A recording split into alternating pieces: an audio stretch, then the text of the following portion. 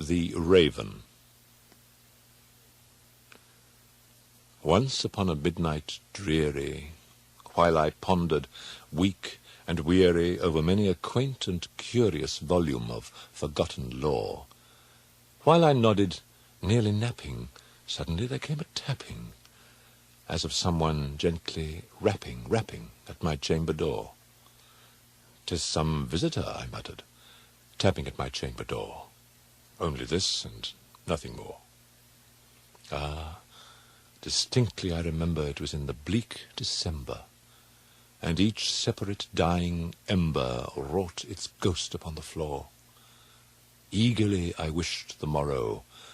Vainly I had sought to borrow from my books surcease of sorrow. Sorrow for the lost Lenore, for the rare and radiant maiden whom the angels name Lenore, nameless here for evermore.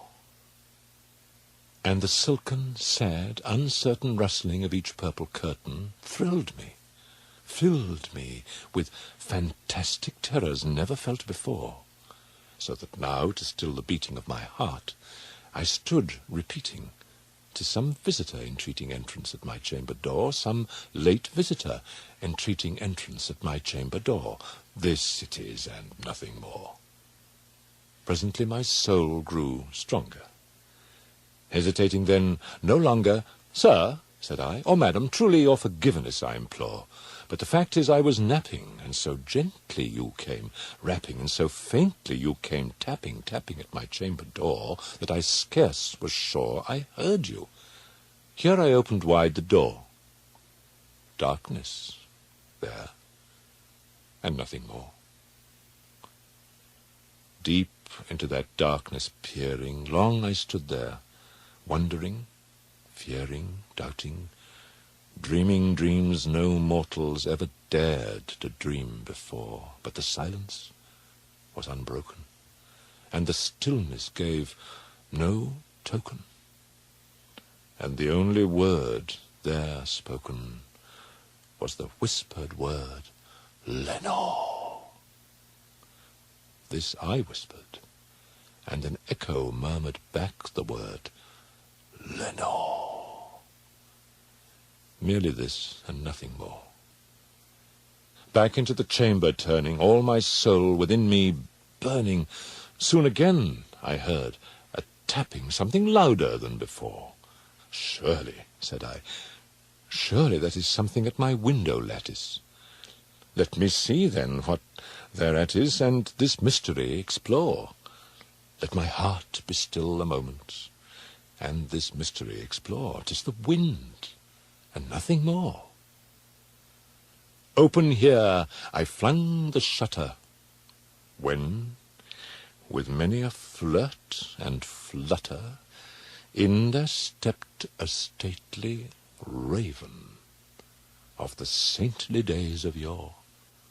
Not the least obeisance made he, not a minute stopped or stayed he, but with mien of lord or lady, perched above my chamber door, perched upon a bust of Pallas, just above my chamber door, perched and sat, and nothing more.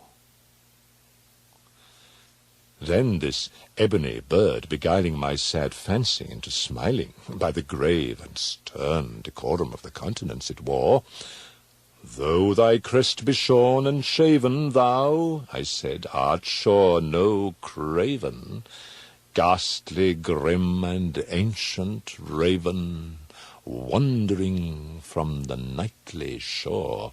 Tell me what thy lordly name is on the night's Plutonian shore."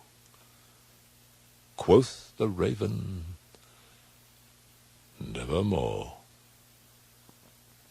Much I marvelled this ungainly fowl to hear discourse so plainly, though its answer little meaning, little relevancy bore, for we cannot help agreeing that no living human being ever yet was blessed with seeing bird above his chamber door, bird or beast, upon the sculptured bust above his chamber door, with such name as Nevermore. But the raven, sitting lonely on that placid bust, spoke only that one word, as if his soul, in that one word, he did outpour. Nothing farther then he uttered, not a feather then he fluttered, till I scarcely more than muttered, "Other friends have flown before. On the morrow he will leave me, as my hopes have flown before." Then the bird said, "Nevermore." Startled at the stillness broken by reply so aptly spoken, "Doubtless," said I, "what it utters is its only stock and store, caught from some unhappy master, whom unmerciful disaster followed fast and followed faster, till his songs one burden bore, till the dirges of his hope that melancholy burden bore, of never, nevermore." But the raven still beguiling all my sad soul into smiling, straight I wheeled a cushioned seat in front of bird and bust and door. Then upon the velvet sinking, I betook myself to linking fancy unto fancy, thinking what this ominous bird of yore, what this grim, ungainly, ghastly, gaunt, and ominous bird of yore meant in croaking, "Nevermore." This I sat engaged in guessing, but no syllable expressing to the fowl, whose fiery eyes now burned into my bosom's core. This and more I sat divining with my head at ease, reclining on the cushion's velvet lining that the lamplight gloated o'er, but whose velvet violet lining with the lamplight gloating o'er she shall press nevermore. Then methought the air grew denser, perfumed from an unseen censer swung by seraphim, whose footfalls tinkled on the tufted floor. "Wretch," I cried, "thy God hath lent thee, by these angels he hath sent thee respite and nepenthe from thy memories of Lenore. Quaff, oh quaff this kind nepenthe, and forget this lost Lenore." Quoth the raven, "Nevermore."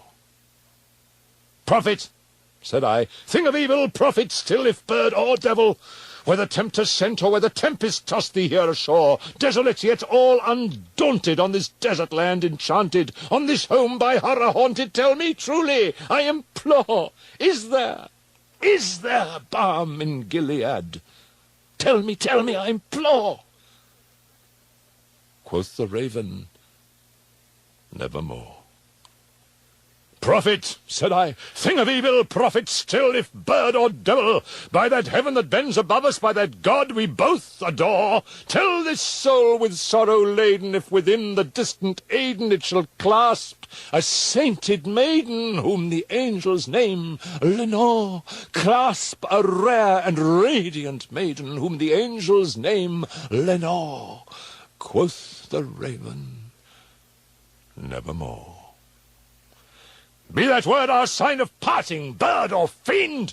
I shrieked, upstarting. "Get thee back into the tempest and the night's Plutonian shore!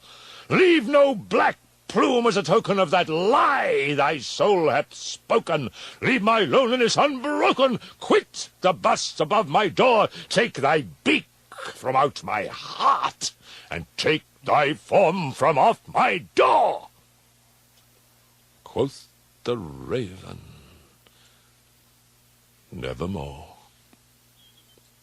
And the raven, never flitting, still is sitting, on the pallid bust of Pallas just above my chamber door.